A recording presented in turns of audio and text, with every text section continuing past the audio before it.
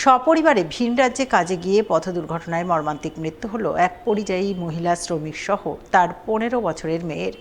দুর্ঘটনায় নিহত মা মেয়ের কফিনবন্দি নিথর দেহ বুধবার গ্রামে ফিরতেই গভীর শোকের ছায়া নেমে এলো মালদার হরিশ্চন্দ্রপুর 1 নম্বর ব্লকের রশিদাবাদ গ্রাম পঞ্চায়েতের জন্মদল গ্রামে। জানা গেছে, জনমদল গ্রামের বাসিন্দা জাবেদ আলী দীর্ঘদিন ধরেই সপরিবারে ভিন রাজ্য পঞ্জাবে কাজ করেন। তিনি ভোটের সময় সপরিবারে বাড়ি ফিরেছিলেন এবং ভোট দিয়ে ফের কাজের উদ্দেশ্যে ফিরে গিয়েছিলেন পঞ্জাবে। সেখানে তিনি সহ তার স্ত্রী পিঙ্কি খাতুন পুরনো প্লাস্টিক সংগ্রহের কাজ করতেন।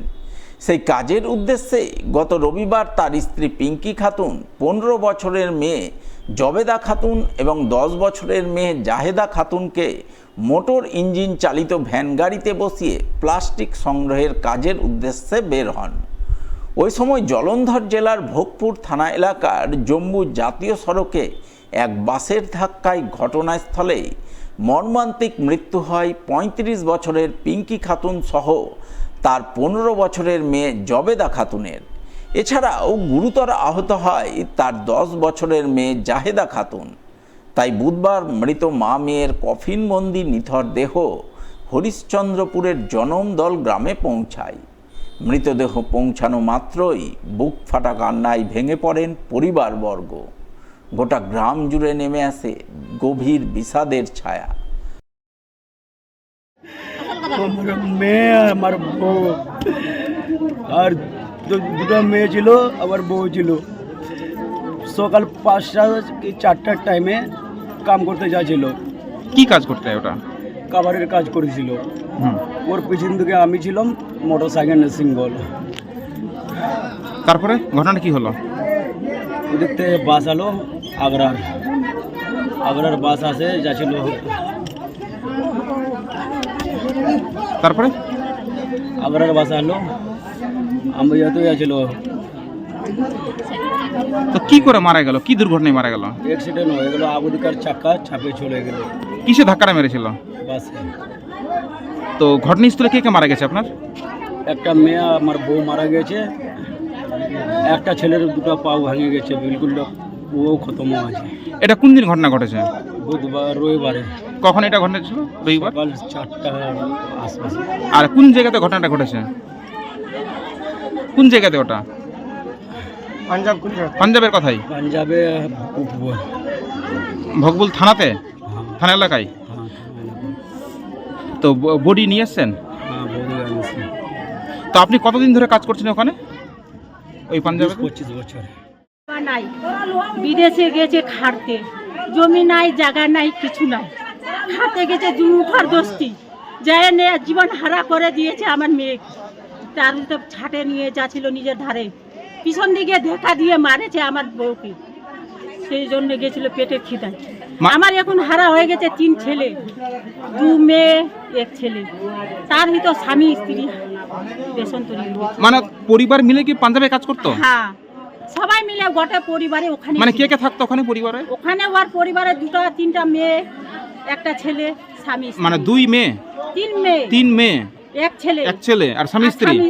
মানে টোটাল 5 জন মিলে থাকতো ওখানে। 5 জন মিলে গিয়ে সংসারে খাচ্ছিল, দুমুঠা নাচে পেটে ঢালছিল। মানে কি কাজ করতো ওখানে ওরা? ওখানে প্লাস্টিক ছুঁড়ছিল, মানে ঘুরে ঘুরে গিয়ে কাঁচড়াগুলো কুড়াতো, তারপরে আনে পেটে ঢালে। ইতিমধ্যে না পাঁচরা যদি না কুড়াই আমার পেটে প্রাণ কিছু নাই, তার জন্য গিয়েছিল আমি। ওরা কত বছর ধরে সেই পাঞ্জাবে থাকছিল? ওখানে 5 বছরতে থাকে। তারপরে এই শেষবারে কবে গেছিল বাড়ি ওরা? শেষবার ভোট দিন গিয়েছিল, বাড়ি আসে নাই। মানে ভোট দিতে আসেনি? ভোট দিতে ওই আসছিল, আসে ফের দিয়ে চলে গেল। মানে ভোট দেওয়ার পরে গেছিল? হ্যাঁ, 2 দিন থেকে নিয়ে চলে গেছে। আর ঘটনা কোন দিন ঘটেছে এই যে ঘটনাটা? রোববার সকাল 4টার সময়।